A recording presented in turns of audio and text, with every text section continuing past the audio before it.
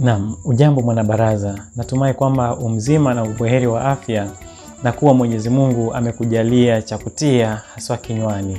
Karibu sana mwanabaraza, najihisi kuwa uhuru sana katika usemi na hasa kauli.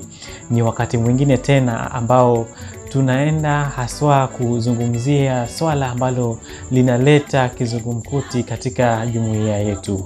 Tulisema kwamba katika baraza hii ni baraza ambapo tutadadavua yote yanayoleta matatizo katika lugha yetu na kuiweka barabara. Tunaenda haswa kuzungumzia swala ambalo linaleta kizungumkuti, swala la kitawe. Je, kitawe ni nini? Kitawe ni neno lenye maana zaidi ya moja.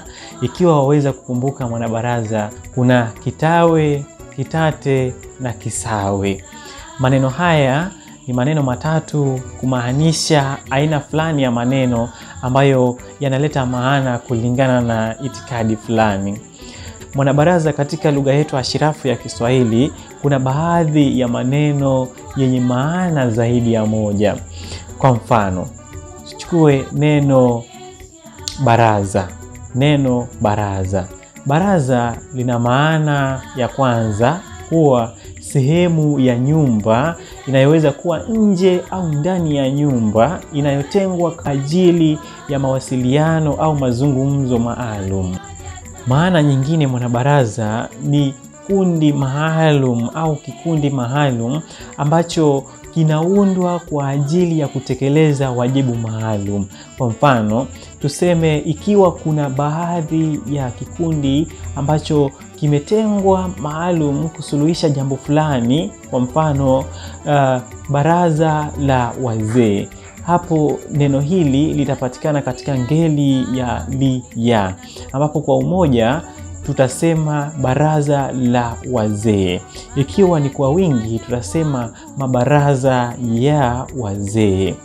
Tuende katika ngeli yake ile ya izi yenye maana ya sehemu ya nyumba.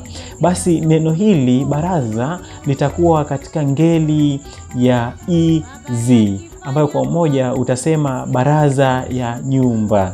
Ikiwa ni kwa wingi utasema baraza za nyumba.